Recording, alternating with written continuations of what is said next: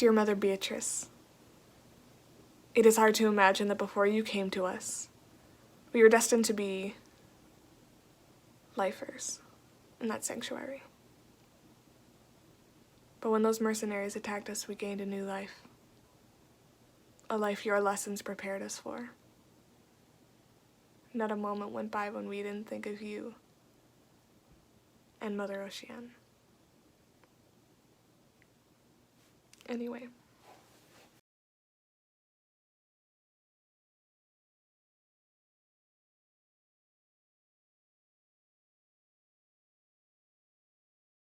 We did have some fun this week with boats. We were actually on the same shoreline that the Americans landed on to begin the end of World War II. But when we arrived in our helicopter, there were 5 boats on the shoreline. The day before, we had a boat at the compound that we were allowed to sit in, and we got explanations as to how everything worked, including oars. Obviously, the real thing got complicated very quickly. If you've ever been in a boat before, you probably understand why. Things are not intuitive, especially if you've had no experience. Each boat had a female instructor that would take the girls out and try and show her how to operate the boat. But the biggest complication was jumping over the oncoming surf.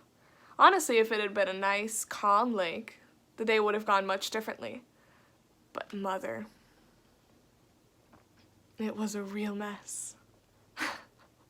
Nothing was coming together. We got through about only 1/3 of the girls when all the instructors got together and they decided that we needed to try something different. We were all thinking, lake.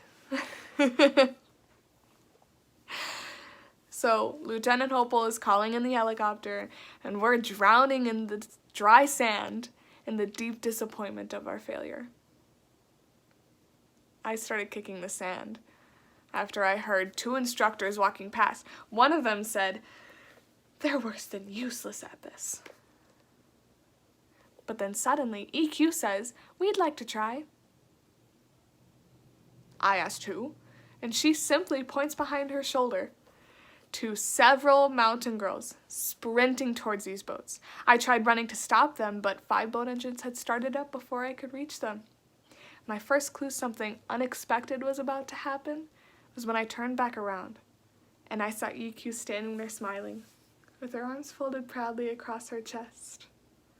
But honestly, at first it looked like a huge disaster unfolding, as these little boats are bobbing up and down, while a huge wave bore down on them.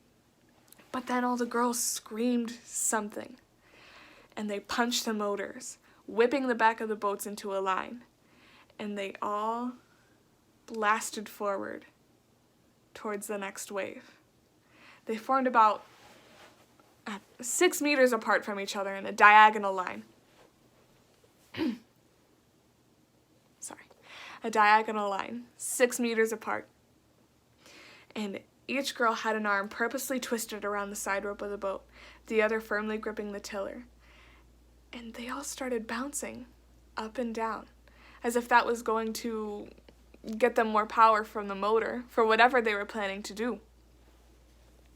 As the first wave was upon them, the first girl cuts into it, flies over the top, and disappears over the backside. One by one, each girl cut into the wave, flew over the top, and just disappeared. But as the last girl got to the top, her boat snapped to the left and almost flipped over before getting over the top and crashing on the shore in this deafening roar that made us all remember how much we loved dry land. So obviously, everyone stood up and ran to catch sight to see where they all went.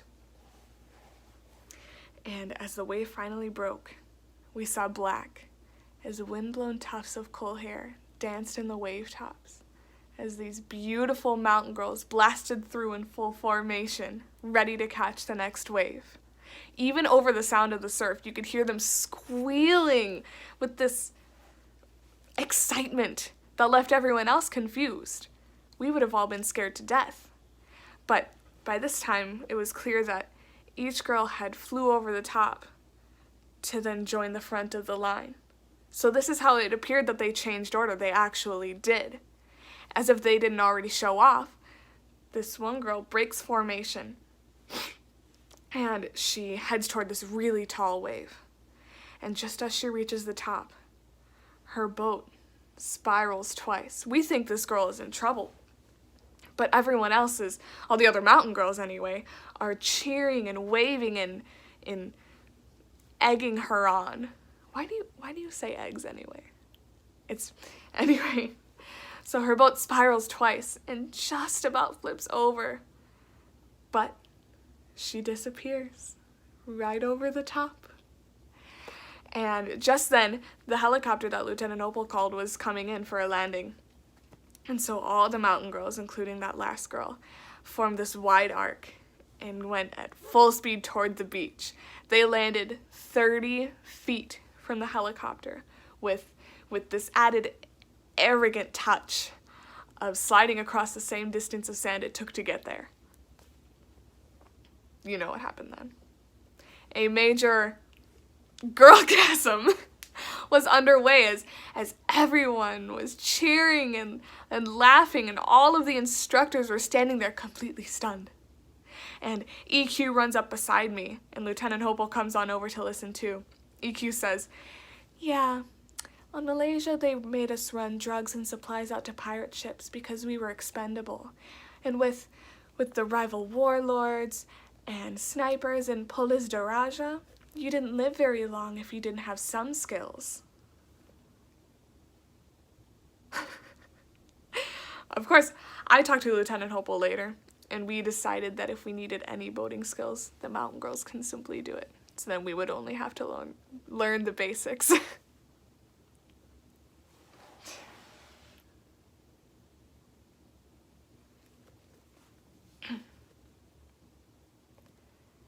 Everything else sort of sucks right now.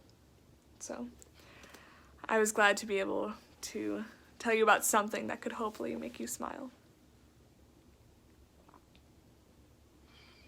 I don't even know if they'll let me send this video, but I wanted to show you how well my English is getting. And my accent is almost gone too. It's just American idioms that still get me.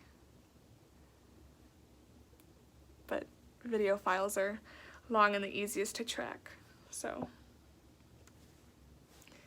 after everything, we don't want them to find out where you are.